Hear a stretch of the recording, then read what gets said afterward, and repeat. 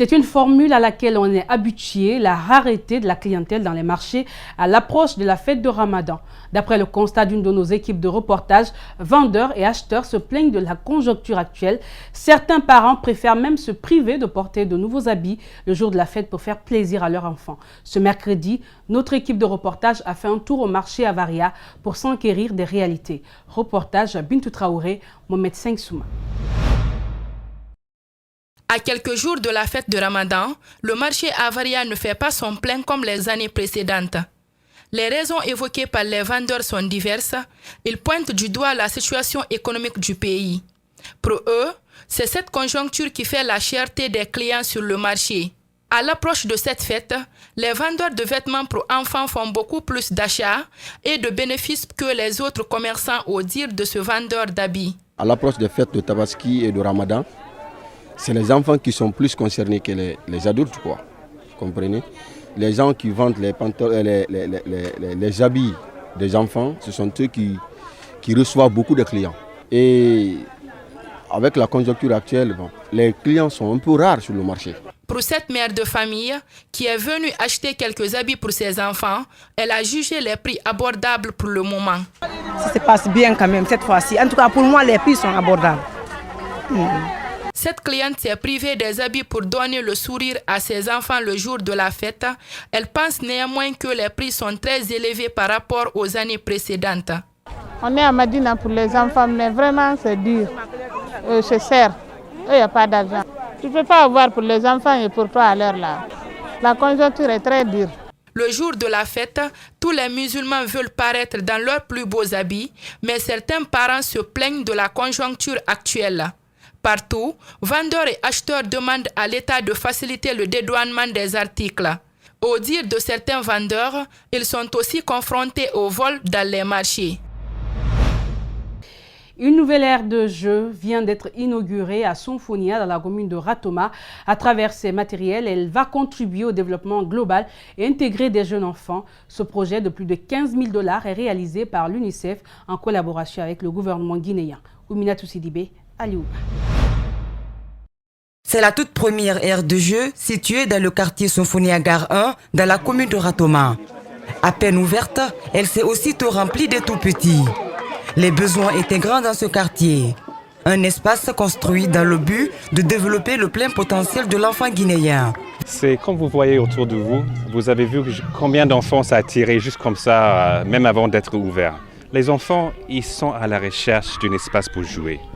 Ils n'ont pas forcément tous les jouets qu'on peut imaginer à la maison. Ce n'est pas nécessaire. S'il y a un espace public où les enfants peuvent venir, s'il y a un espace où les enfants peuvent échanger, et même s'il y a un espace où les parents peuvent venir avec les enfants et échanger entre eux. Cette aire de jeu est réalisée sur une surface de près de 963 mètres carrés. C'est un moyen pour les enfants de s'amuser, de courir, de se libérer des tensions familiales. Cette aire de jeu, à travers ces différents matériels, va contribuer au développement global et intégré des jeunes enfants. Car, sans vous l'apprendre, c'est par l'action que les enfants acquièrent des expériences et des connaissances. Ce qui va les permettre de se débarrasser de certaines émotions négatives et de valoriser ainsi celles qui sont positives. Un projet rendu possible grâce à la collaboration de la mairie de Ratoma. Les vœux ont été formulés pour que le lieu serve de référence pour beaucoup d'autres quartiers. Il est important que nous nous rendions compte des sacrifices fournis par nos partenaires qu'ils s'imposent pour pouvoir nous accompagner dans nos programmes et projets de développement. Mesdames et messieurs, nous nous réjouissons de voir les enfants de plus en plus nombreux à fréquenter cet espace de jeu qui contribuera à créer une amitié entre eux et développer leur intelligence. Un comité de gestion de ce jardin d'enfants a été mis en place pour la maintenance et la sécurisation du lieu. La société de vente d'articles QNet offre des dons aux populations de l'Abbé en ce mois de Ramadan. Lors d'une activité devenue une tradition chaque année dans tous les pays où QNet est représenté, l'entreprise se joint à ses représentants indépendants, ses agents et son personnel pour apporter la joie, l'espoir et le sourire à des milliers de visages au cours du mois sacré de Ramadan. Mohamed Valek Touré, Tierno Sadouba. C'est un don composé de 80 sacs de riz, de gaillons d'huile de cuisson et de sucre que l'entreprise multinationale de vente par réseau partage envers quelques communautés musulmanes de l'Abbé en ce mois saint de Ramadan. L'objectif est de renforcer la clientèle en apportant l'espoir et le sourire à des milliers de visages. Nous diffusons le message d'amour et de solidarité en ce mois sacré du Ramadan. Certains de nos représentants indépendants sont ici avec nous et veille à ce que beaucoup de gens sourient. L'activité de QNet est d'aider les gens à vivre le mieux possible.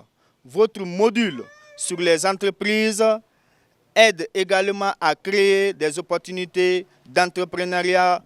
La société QNet, de par cette campagne annuelle, vient améliorer la vie de nombreuses familles et enfants démunis en leur donnant des produits de première nécessité. C'est entre autres de la nourriture, de l'aide financière pour l'éducation et la formation à des fins humanitaires. Je dirais que je suis vraiment très content et très comblé, d'autant plus que cette société internationale pense à la ville de l'Abbé, parce qu'il y a beaucoup de localités à travers le monde et à travers la Guinée. C'est une fierté pour moi. Nous sommes un peu plus de 1000 personnes à l'Abbé ici qui évoluons et qui gagnons tranquillement notre vie, parce que nous travaillons dans la légalité et nous travaillons de façon vraiment honnête et sincère. Et je souhaite à ce que ce don se répercute et qu'il soit un peu partout dans les préfectures de la Guinée.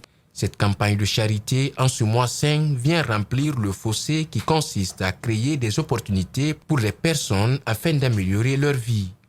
Une initiative qui réconforte les populations bénéficiaires.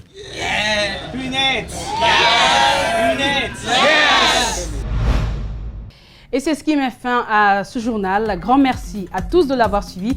Merci à la rédaction, mais aussi à l'équipe technique du jour. Portez-vous bien et très bonne suite de programme sur Espace TV.